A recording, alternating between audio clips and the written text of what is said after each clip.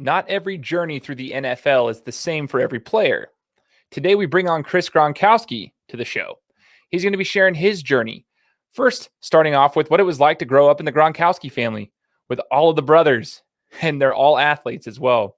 We'll hear his journey that got him to the NFL, what it was like having to prepare for his rookie season to try to make a roster, what it was like playing for separate organizations, the differences between each one of them, what the transition was like from college to the NFL, what the play calling was like, the speed of the game, and what were some of his favorite players that he was with, who were some of his favorite coaches, what were some of his favorite memories, and you'll hear some fun stories. We also get to hear about his business ventures that you do not want to miss.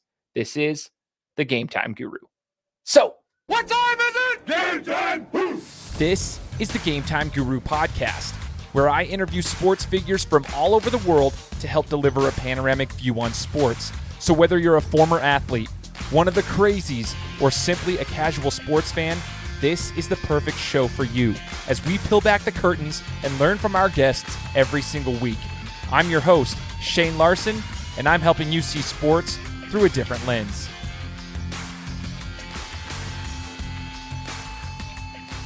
What's going on, everybody? Welcome out to another episode of the Game Time Guru podcast. I am your host, Shane Larson, excited to be here for yet another interview, another episode, bringing you guys the content you want to see as we deliver a panoramic view on sports. We are 4 years in the running right now, hit 88 different countries, over 61,000 downloads as of right now. We are excited about the growth of the show, and today we're bringing on another amazing guest. His name is Chris Gronkowski. Yeah, it's going to be an exciting one. Chris, thanks so much for joining the show, man. Hey, what's up, man? And man, 4 years, congrats. It's big time. Yeah, I appreciate that. It's been a grind. It's all about consistency and trying to, continue to build the brand. It's been a fun ride. Being able to speak to people like yourself, even it's just amazing just getting to build relationships throughout the journey. Now, Chris, the cool thing about getting to talk to you right here is just kind of hearing the story. One of the things I want to know is the background first, before we get to anything about what you've done now or even in the NFL career. And obviously, the Gronkowski name is pretty big. You've got a lot of brothers. You guys have a lot of experience in the sports realm. But let's go back in time when you were like a child. Let's talk about your childhood and sports back then. Were you a multi-sport athlete? Were you always into sports because of the brothers that you had and the family that you were raised in? Or how did your childhood look? Yeah, man, for sure. Let me know if my connection's all right because it's cutting out a little bit. But I could plug in if it's a little shaky. To me, it sounds just fine on my end. Awesome. Yeah, man, growing up, man, we weren't a football family. So we grew up playing hockey. We're from Buffalo, New York, and hockey and baseball. That was it, man. And I think hockey taught us how to hit. And we like to hit, and that kind of was what led into football. But we were playing every sport, everything we could possibly think of. We competed in from backyard baseball to like mini stakes in the basement, and we do like sumo wrestling in the family room. I mean, anything went. And when there's five brothers and you're kind of that household where everyone comes over to, it's just all out battles every day. I love that. You said five brothers. A lot of people are like, whoa, dude, the parents, holy cow, you had to deal with five men, like young men like that. And you guys don't range that far in age. What's the age gap from the oldest to the youngest out of the five of you guys? Yeah, so it was 10 years. So we were all about 2 years apart. Good grief, man. That's so cool. As I've read up on your guys, is like, you had the Gronk Nation. There's some articles there and stuff. I'm just looking at them like, that must have been so much fun. But was it always fun, or did you guys ever like have to throw blows or anything of that nature? Or did you guys stay pretty tight knit with each other? Man, growing up, it was every day was a fight, man. My dad is still shocked that we're all so close now because we were all out, man, all out battles every day growing up. So yeah, it was real. I think once we got a little bit older and started playing to get together on the same teams, we started to come together as a family, and our energy went to becoming the best players we could instead of trying to beat each other and everything. So I kind of switched over once we got to that age. Oh, I dig that, man. I dig it a lot. It's awesome. So for those who don't know, obviously the Gronkowski brothers, every one of you are athletes. 4 of you played in the NFL, if I'm not mistaken. And then you also had another one who played in the MLB, if that's correct. Can you correct me if I'm wrong there? Yeah, so 4 went on.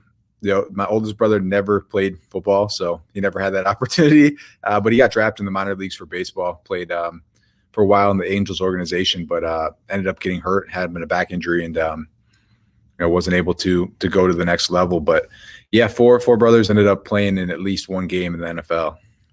That is so cool. To get to the next level, and that's kind of where I want to transition into, to get to the next level, the highest level in any sport for that matter, and even your brother who's playing in the professional baseball realm. I mean, to get to that level is extremely difficult. It takes a lot of hard work.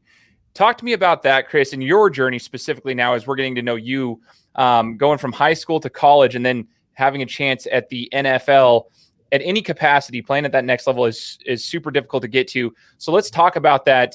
Did you always, from the time that you were playing high school football going into college football, did you have that, like, did you know that you're like, hey, I'm good enough to get to the next level? Because that's a very difficult, very small percentage of athletes that get there.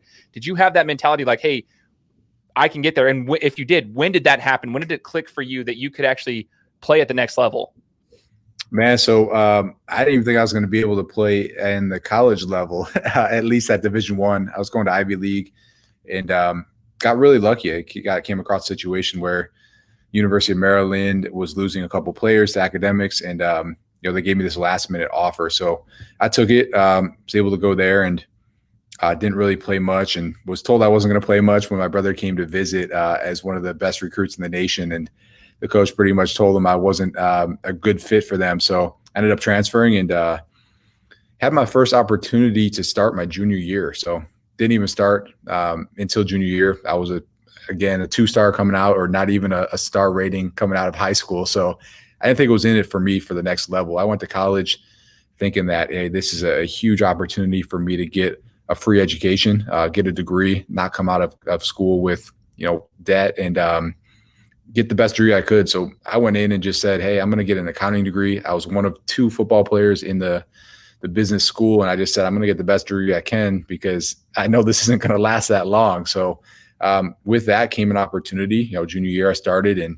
scouts started to come in and look, and they're watching my brother a lot, but they also noticed me. And that was kind of the first time I even thought it was a possibility. And I still thought they were crazy even looking at my game film. So even at that point, I didn't think I had a chance, but just kept working hard, man. Just kept working hard. And at the end of the day, knew I probably wouldn't get drafted, but had a chance, and knew I was going to kind of be one of those guys that was going to have a one shot, one opportunity. And that's what ended up happening. Went undrafted and signed about 3 minutes after the draft ended with the Cowboys as an undrafted free agent. And that's what I actually really respect about your journey, is because that's like, you see in the public eye, Chris, we get to see like the top tier athletes that are 5-star recruits, and some of the golden, like the diamonds that are coming out of there, I should say, out of college that, they're getting drafted, they're the big names and whatnot, and they end up, making it to their second contract in the NFL and whatever it may be. But there are so many athletes like yourself that are good enough to play there, but it's a journey. It's a grind. And so that's where I want to kind of go into. I'm a Cowboys fan, so it's interesting to hear from you as well. I want to kind of get into that. You get undrafted, you're going into the camps, and you have one shot to kind of get your contract and get, make the roster. What was the preparation like going into your first camp as a rookie in the NFL? You're like, okay, well now, I mean, just a couple of years ago as a junior, it was my first time starting. Now I'm actually having the opportunity to play with these guys in the NFL. What was the preparation like? Were you nervous? What were your feelings going into camp, a couple of weeks leading up into camp? What were you feeling going into there, not knowing what your future held in the NFL? Man, so you do get brought in early, so you have off-season training, and you come in months before with the draft picks as well, and everyone's there for months training. So took that opportunity to get into the best shape that I possibly can, learn the playbook as much as possible. So I felt pretty comfortable going into camp. For me, it was kind of didn't know what was going to happen. I thought I would just try to make the best impression that I could, and then make a practice squad. It was kind of what the goal was. I didn't even think it was a possibility really to make the team from day one. So that was kind of the goal. And I didn't know if it would be in Dallas or if it'd be somewhere else, because, man, you're really, doesn't matter what camp you're in, you're really trying out for the entire league at the same time. Everyone's scouting department's looking at you. If you get released, you can easily get picked up by another team if they think you're the best player out there. So I was just trying to put the best game film that I possibly could get together so that, scouts would see me and notice me and I'd have something on film. So that was the goal going into there. I just was going to go all out, do everything I possibly could. And, it ended up turning out really well for me, and had some really good preseason games and ended up making the team. That's so awesome, man. Tell me about this going into the NFL. I had a friend of mine who went to school here with me, high school in Idaho. Then he ended up playing for Idaho State, smaller school here in our state. And then he had a chance to go to a rookie mini camp or whatever over in San Diego. And I remember I watched an Instagram video of yours the other day. It was a reel about one of the like the biggest transitions into the NFL game. It reminded me of what my friend said, because we were like, hey, he played safety. And we're like, hey, what was it like going over there? He didn't get a shot in the NFL. That was his one chance. But he's like, dude, we had 350 pound, 6'8" linemen coming around, pulling tackles, coming around, way too big to be running that fast. And so like, it reminded me of that the other day when you posted that. Can you talk a little bit about the speed of the game getting into the NFL and kind of the transition? What was like some of the biggest things that were a transition piece for you that you were like, whoa, we're in the big leagues now? Yeah, man. So yeah, the 3-day. So those guys will get like a 3-day pretty much rookie mini camp tryout. So when I went undrafted as undrafted free agent, I was kind of like a preferred pick. So I went in early, whereas he probably got an opportunity to come into an off-season camp for really a 3-day tryout is what it ends up being. And it's very, very difficult to make a team on that. So you see a lot, they bring in a ton of guys and they're kind of trying to just find a diamond in the rough with those. So man, the biggest transition I would say is just watching that first practice with all the starters. I was sitting there like, man, this is so fast how they move, in and out of the huddle and the play calls, and everything's so smooth and everyone's running full speed no matter what.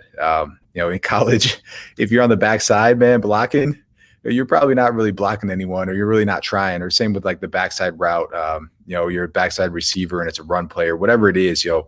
You see guys just take one step and stop. Where once you get to the NFL, it's a job, man, and you can't do that anymore. And if you do, you're cut. So there's no more taking plays off. Everyone's going all out every single play. It's their livelihood. They're making money. So it becomes a job, man. It's not a game anymore. It's an all-out job, and you got to treat it like any other job and put your best foot forward. So just the speed of everything changes, man. Every play is all out. Everyone's battling. Everyone's super scrappy, and everyone's the best player in the entire nation, man.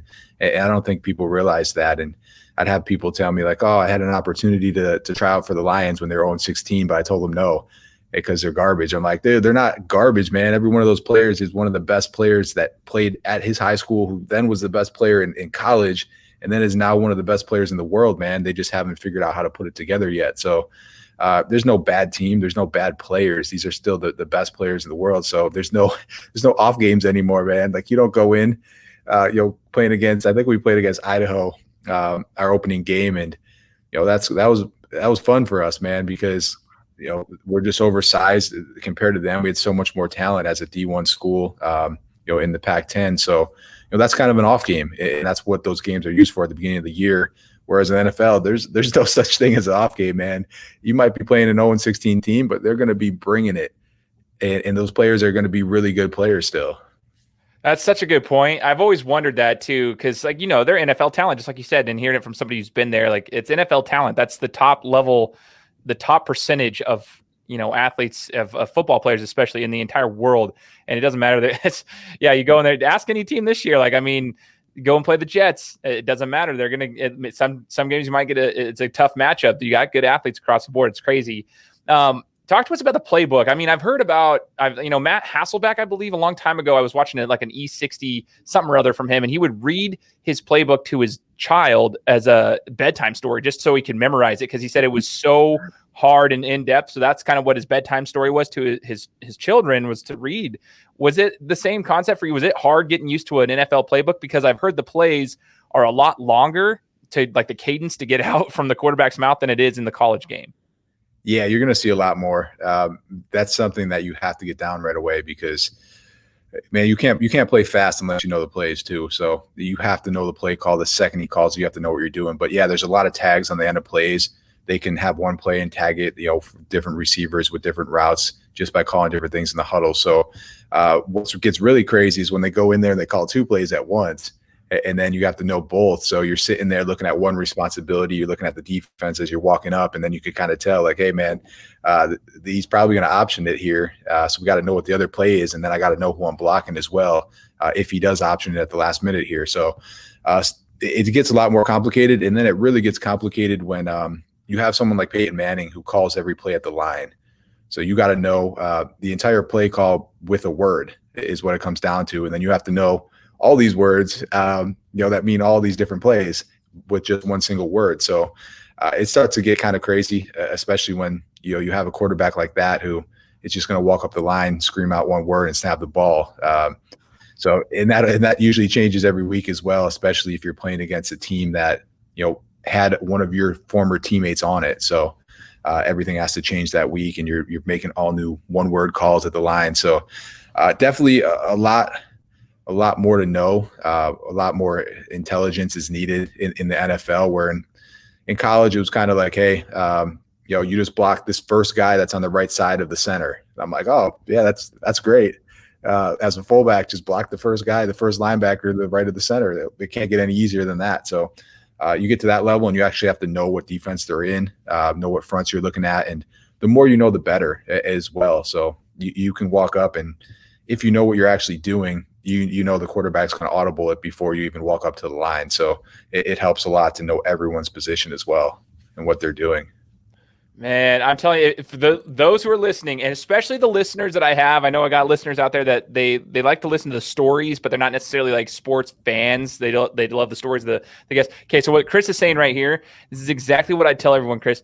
Athletes are not dumb jocks. They're not dumb. Okay, they can act stupid from time to time, just like anybody can have their moments of just being okay. And they have this stigma of being dumb jocks. And that's what my whole point of my show is, to show people like, no, these stories, listen to this story from Chris. You're getting up there. You have to know everybody's plays. You got to know what's going on. And if you don't, someone could either get hurt, you could get hurt, or you mess up the play, you lose the possession. Like, you just got to know what's going on. And so it actually takes some intelligence, to use your words. You can't be stupid and play the game. Some people can get away with it, I'm sure, for, if they have the athleticism, but you've got to have some sort of brains to be able to play the game at a high level. Obviously, is what it sounds like. So, Chris, you're playing in Dallas. As a Cowboys fan, I'm curious to see kind of like what the behind the scenes was like there. I mean, I've only been to Jerry's World once, traveling down there to watch a game, and I loved it. But I'm curious, like, obviously, playing under that franchise, your rookie year, I mean, it's a huge franchise. I mean, very historic team. There's a lot of history there. There's a lot of greatness that came through that organization. I'm curious, what was it like playing for the Cowboys? Was it overwhelming at first? And what was your overall thoughts of the Cowboys organization?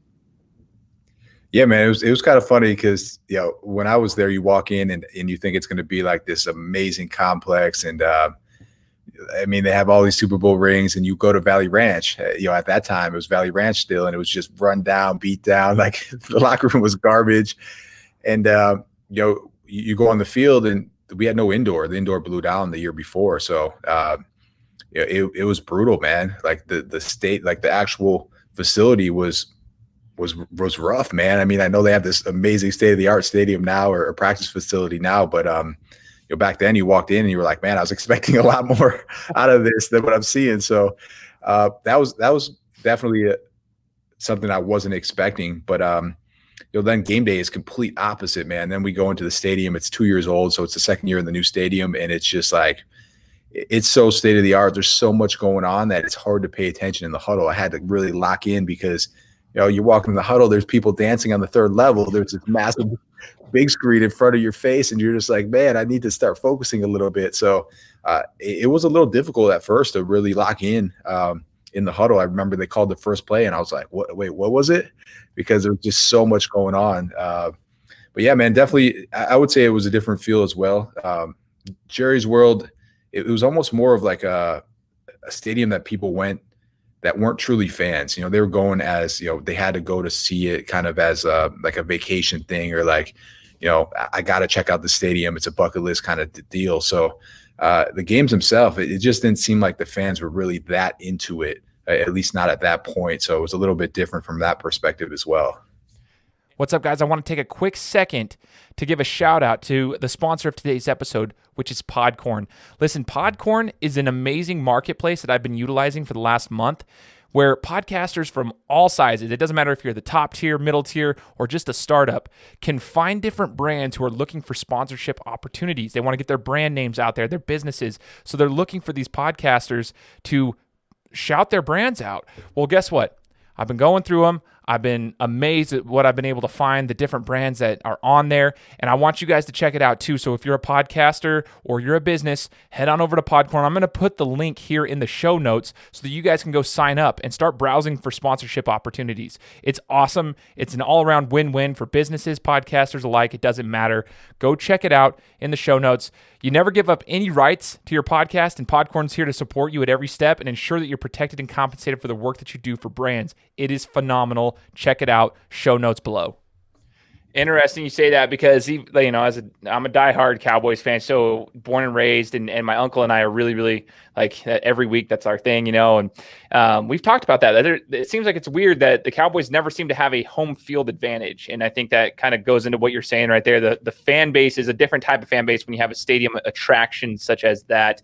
I don't think it's any different in 2020 than 2021 as it was in 2010. Like it still seems to be that way. Every once in a while, you're like, we just don't have that home field event. There's no edge there, it seems like, but it is still a really cool facility. Who was your favorite player? Or I guess, you don't necessarily have to say like they were your favorite person, but like, was there somebody that you looked up to the most when you first got into the league with the Cowboys? That was during you had some good players on those rosters. Like, who would you say was the most influential for you on that Cowboys roster in your first season in the NFL? Yeah, man, we had a really cool running back room at that time. I had Felix Jones in there, Tashard Choice, Marion Barber. So, I walked in with a fullback that was there for 3 years as well, and ended up taking his job. But at the same time, you boys, man, so you help each other out. You're both fullbacks, man. You're just battling. So, you had that brotherhood there for sure. Went in with a teammate of mine from college as well, Phil Costa, and we were roommates in college. I was roommates with his brother, and we kind of all were in the same place. So, to have someone there that I knew as an undrafted free agent as well was huge, man. It was an absolute grind, and to battle with someone else that was in the same position as you and also make the team was massive. So we roomed together all of camp. We roomed together all of off season, and we kind of set a goal that we were both going to make the team. So we pushed each other extra hard. And man, one of the guys that I liked a lot was DeMarcus Ware. He came in and he was the best in the league at that time. And I thought I was going to go in. He kind of just, most guys that are at that level, at least, just don't even pay attention to you. He actually would invite me to off-season workouts and stuff like that as well. And was just a great guy to have in the locker room. That's really cool, man. I missed D-Ware. That's cool. That's cool to hear about that too. And Costa, that's awesome, man. Chris, you had a cool experience. You got to play for some awesome organizations. So let's talk about that. When you left the Cowboys organization, talk about the transition to the next team, what that's like having to move as an athlete. Like some guys are like, they get a house in their location. You hear about them, getting their house, they're locked in, or some people are staying in a hotel or an apartment because they never know what their future is going to be like. What was it like for you going from the first transition from the Cowboys to the next organization? What was that like getting used to the new team? And then let's talk about what that was all like playing for them. Yeah, for sure, man. So, I got released and I got picked up on waivers, so by multiple teams. And then how it works is you get rewarded to the team who had the least amount of wins. So I think it was between Philly and Indy, and they both had like 12 or 13 wins the year before. So both playoff teams. And I heard Indy. It was the first thing that came through on Twitter, and I'm like, there's no way I'm going to Indy. They haven't had a fullback like in the whole entire Peyton era ever.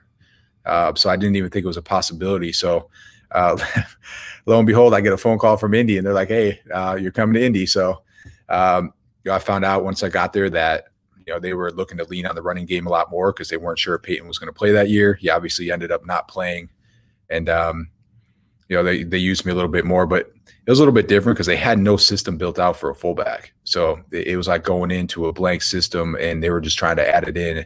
So the first couple of games didn't play a ton. And then finally, week 7, I played like crazy. And in that game, I tackled Darren Sproles. It's actually in this photo right here. I tear my pec. So did that in the second quarter, ended up finishing the game, and on the airplane on the way home. And I'm like, there's no way this feels right. I thought he just put his helmet into my shoulder, or like kind of like my armpit area. And I thought I just had a big bruise. But next day I went in, they just asked me to lean forward, and you could see my entire pec was just hanging.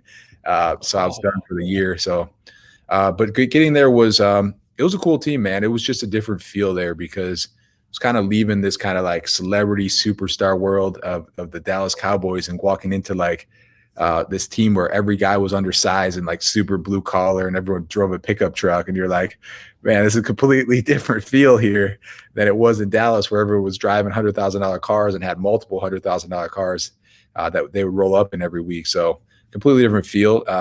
For me, being an undrafted, player, it felt like a better fit for me. So I liked it. I thought I'd be there for a while. And then, a guy named Bruce Arians came in the next year and was noted for saying he'd never use a fullback in his system. So I came back from that injury. I thought I'd be there, and ended up getting a tap on the shoulder about 2 weeks into Bruce Arians getting there. And I got sent to Denver, man. I got traded to Denver that day.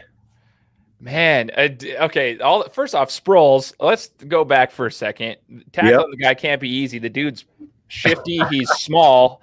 What's that like playing against do you find it more difficult to try to make a tackle on a small, shifty guy, or someone bigger like your brother Rob, like somebody in that stature? Like, what's the harder one to tackle?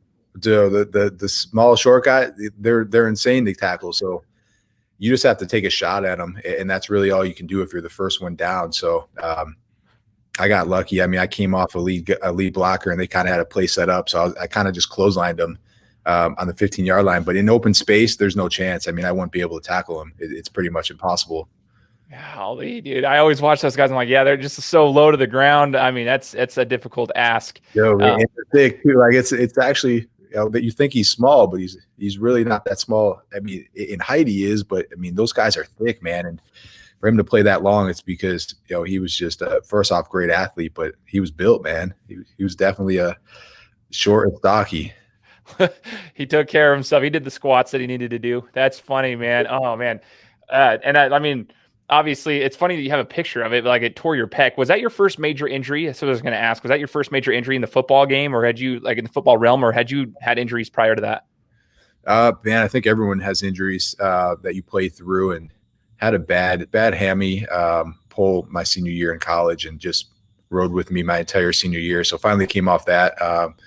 Missed a game in Dallas for I tore like my ab, and it just burned, man. I couldn't even do anything. I couldn't run. I couldn't do anything. So I missed one game for that. And then just stingers, man. Stingers were bad really throughout my whole career, but it was something where you take the hit and my entire arm and back would go numb, but I'd be able to play 5 minutes later. So it would just be a couple plays off, and then I was right back in there.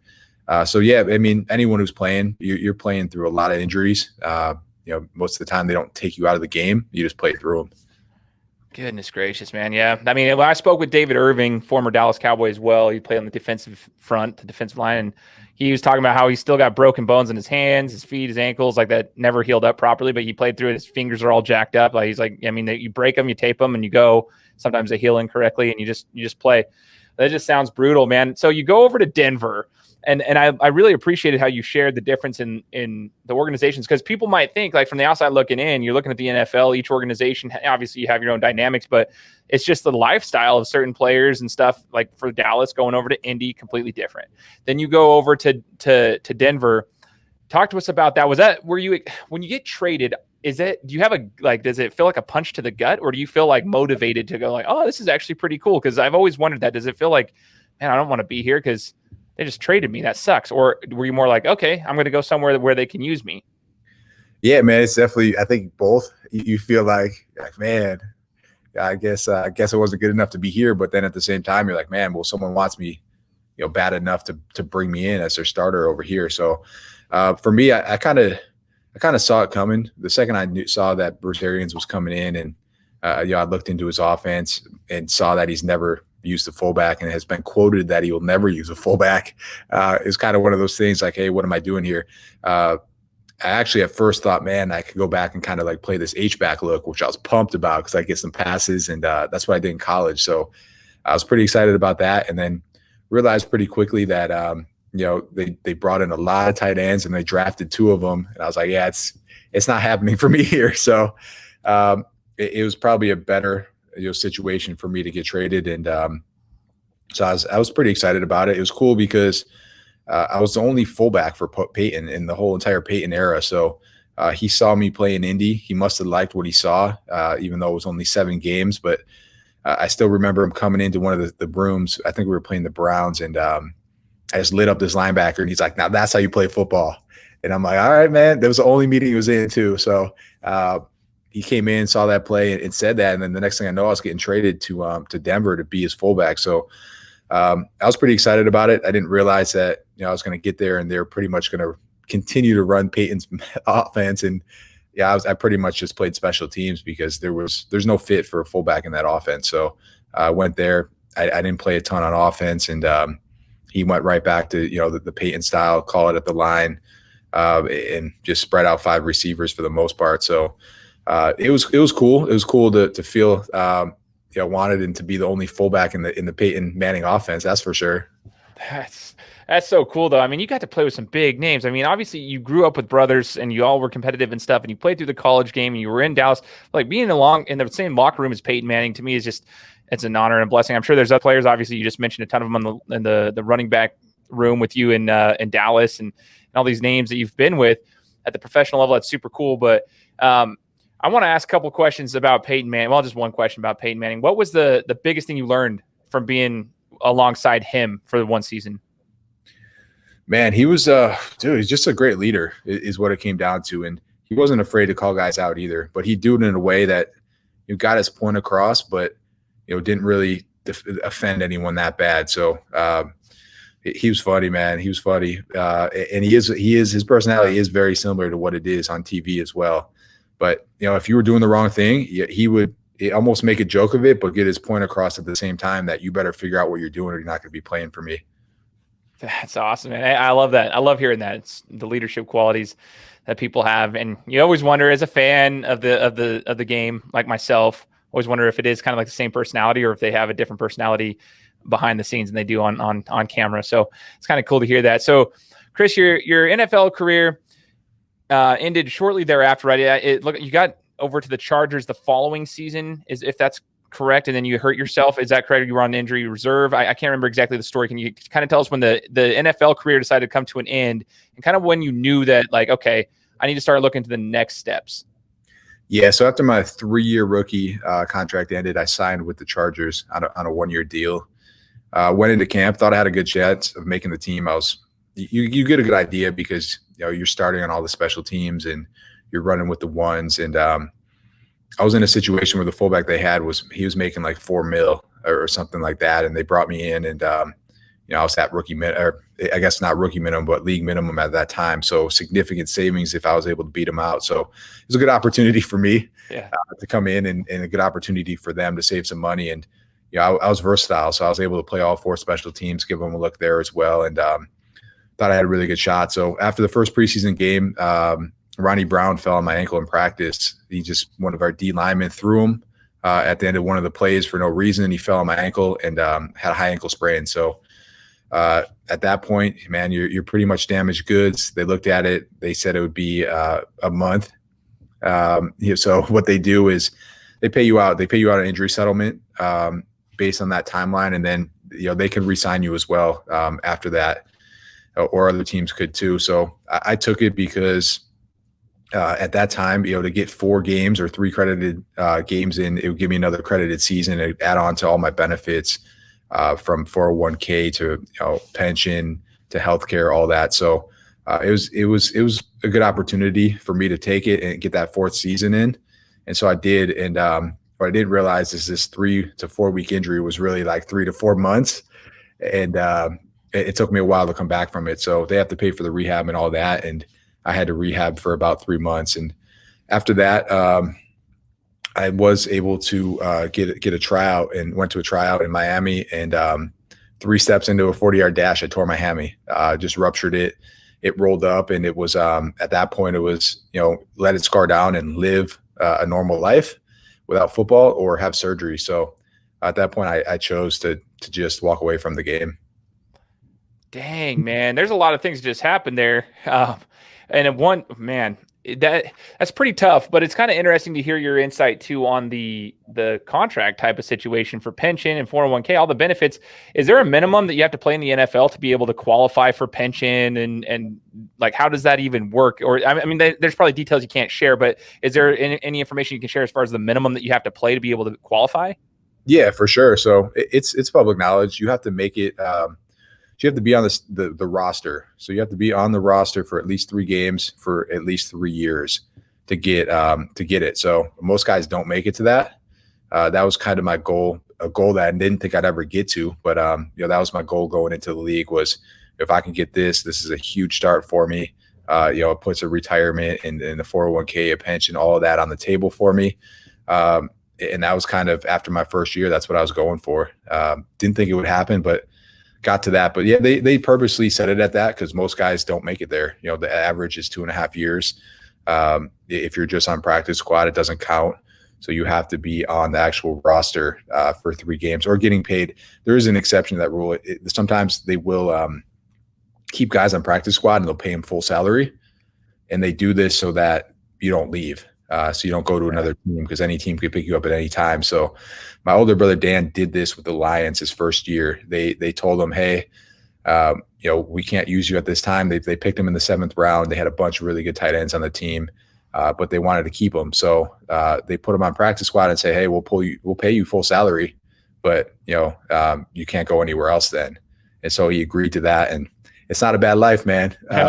You get paid full to sit on practice squad, but because they paid him, because you're getting paid for a full salary for at least 3 games, it counts as a credited season that way as well. So injuries the same way. If they have to pay you for 3 full games, you get that credited season as well. So I was able to get 4 credited seasons before I got out. So huge start for me, and took that money and just used it to start a business. That is so awesome, man. This is what I appreciate about you. And for those who don't follow Chris, go follow him on his social media platforms, because I'll tag him here in the descriptions too, because I love that you shared this information. This is stuff that I like to hear. It's like, okay, that's kind of cool. That's that stuff right there. That's cool to know as a fan. It's just like, okay. And there's a reason, like you said, that they said it that way, because a lot of people don't, so they don't make it that long. And that's almost like a strategic business in and of itself with what you're trying to accomplish. It allows you to put those goals in mind and you achieve those. Before we get into your business, because you just said you were able to, go into your business, I have a rapid fire. Best stadium, your favorite stadium that you've ever played in the NFL? Oh, favorite stadium, man. I'm going to say probably New England, just because I was playing against my bro, man. And just the atmosphere there is, man, it's lit for sure. Everyone's die hard there, and it's a fun place to play. Super dope. Okay. The best competitor you ever played against? Oh, against, man. I mean, I opened my first game up against Brian Urlacher, man. So that was a good start. But I'll tell you what, Lance Briggs, a U of A guy, went to Arizona as well. Man, he was just bringing the heat, though, the whole game. So it was a cool game to open with. What you don't realize is that the older guys that last for so long, man, they're not going to come in there and bring the heat 15 years into the game. But the young guys were the guys you had to look out for. And Lance Briggs, I think he was about 8 years in at that time. And usually you don't see him bringing it that hard 8 years in, man, just because injuries, everything takes you, it beats you down. And he was just bringing it. So, it was a cool game to open with. I'll go with those two to start my career, man, as 2 good competitors that I went against. I love it, man. What was your favorite game that you took part in the NFL? Oh, but it had to be the New England game when I played my bro. I mean, that's the only time I got to play against him. And every time I ran by that sideline, he just had some kind of comment to say, just screaming out, 44 sucks. And it was great, man. But it was just a game where you just take it to another level, because all our family was there. I think there's over 80 people there from our family and friends. And you're playing against your bro, man. So you got to go all out. And ended up getting special teams player of the week. I had a play in that game to score a touchdown. John Fox actually put a play in just for me for that game to, try to get me a TD so I could, rub it in my brother's face that I had more TDs than him in the game. So it didn't end up happening. They ended up covering it, but we did run the play, but they were ready for it. And it was just an exciting game to play in, man. That's so cool. And then the last one I have for you, Chris, for the football realm is your favorite coach and what they taught you. Who was your favorite coach you played under? It doesn't necessarily have to be a head coach, could be, but position coach, whatever. And what was the one thing that they taught you that stuck with you? Man, dude, I probably sticks out is John Fox he was great, man. He was a player's coach for sure. And every day was fun, man. It was a good time. Like everyone enjoyed being there. He let the guys play and, really do what you wanted to, as long as you were getting your work done. So, man, the one thing I learned from him is just, sometimes you got to let your players take over, man. Like he handed it to Peyton, which was the first time I've ever seen something like that. Like, hey, what do you think we should do? And that was cool to see. And I think that's something that Bruce Arians did this year as well with Brady. And you see the power of it, man. You see a team like the Bucs who kind of struggled with that offense, an offense that really wasn't built for Brady. And you see a head coach who, has to put his pride aside and kind of just hand over the reins to the quarterback. So it was cool to see that. It was cool to see it again this year with the Bucs too. Are you going to be able to attend the Super Bowl? Yeah, so I'll be going down. I'll be going down this Friday, and I'll be at the game. Super cool, man. That's going to be awesome for you. That's you get to be a part of all of this, man. And then your brother happens to be on. That's so cool. So, Chris, as we wrap up the interview, we want to talk about your entrepreneurial spirit. So, what I always tell people on the show is that football and basketball and baseball and sports in general, they teach you a lot of life lessons. Obviously, hearing your story, I can tell you've had this grind, this mentality of just pushing forward. You even mentioned hey, you're able to leverage some of the additional revenue that you generated into helping you launch a business. Talk to us about your business. The business is, if you will, because we've all seen, if people are paying attention, we've seen Shark Tank. We kind of know that side of things, but we want to hear your businesses and why you started them and what you love about them.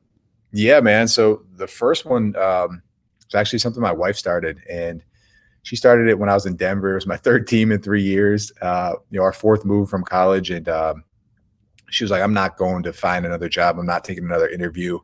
I'm just going to have to do it again in a year, whatever it is. So she wanted to work from home. She started a customization company just online using the Etsy platform. And it started off as hand painting wine glasses and putting them in the oven. I'd come home and be pissed because I wanted to make some food.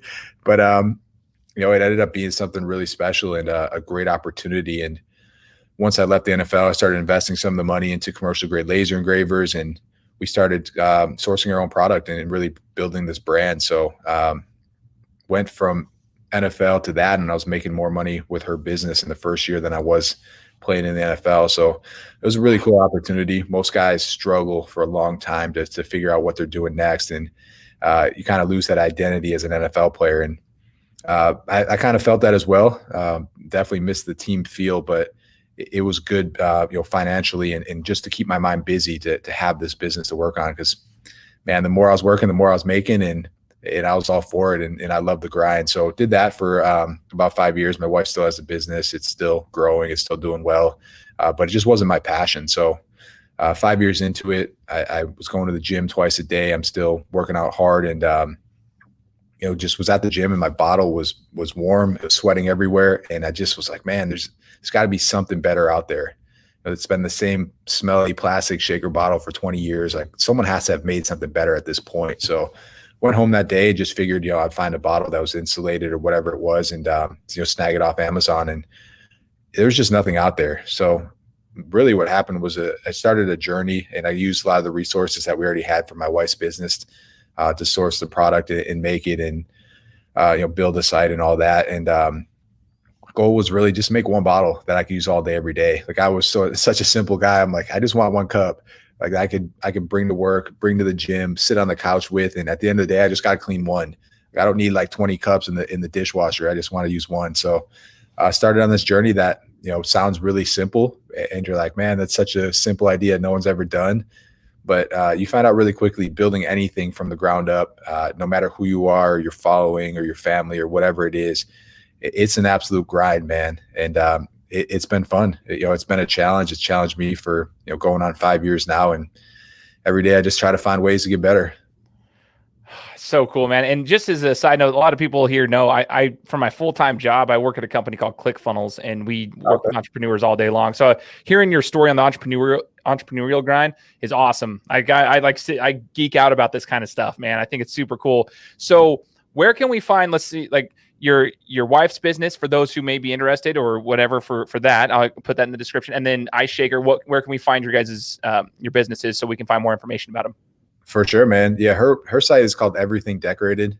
If you're on Etsy, she's one of the biggest shops as well. And same name on there. And then iShaker.com is where you'll find us. We're also in all the Lifetime Fitnesses, all the vitamin shops, GNCs as well, some grocery stores. We do all kinds of cool collabs with TB12 and brands like Ascent. And it's been fun. I think with Rain full body fuel as well.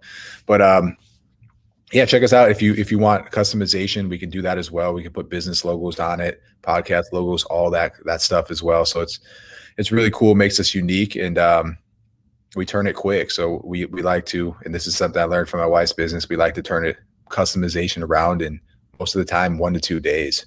So it's a cool option, especially when you have something last minute coming up and you need it quick. Oh man, for sure. I'm going to be checking it out. I'll put it here in the description as well for both businesses. I think that's super cool to see where you're at right now and you continue to grind. Once again, ladies and gentlemen, this is Chris Gronkowski. I mean, Chris, I can't even thank you enough for joining me, for sharing your story with my audience and myself. And I can't wait. I'm going to buy an Ice Shaker too here. I'm going to probably do a customization one. So send me that logo. Dude, I will. I'll shoot it over. I'll get it all done because that's definitely enticing. So I'll be promoting that out as well. Yeah, I just want to say thank you once again, man, for joining the show. Absolutely, man. Thanks for having me. Absolutely. Everybody else, make sure to subscribe to the podcast, share it with your friends and family, and we'll be coming to you next week with another interview. Guys, thanks so much for listening to another episode of my show. Now, if you could go and do me a favor, head over to iTunes, give me 5 stars, and leave me a review. It would be greatly appreciated. Thanks, guys. Appreciate your support.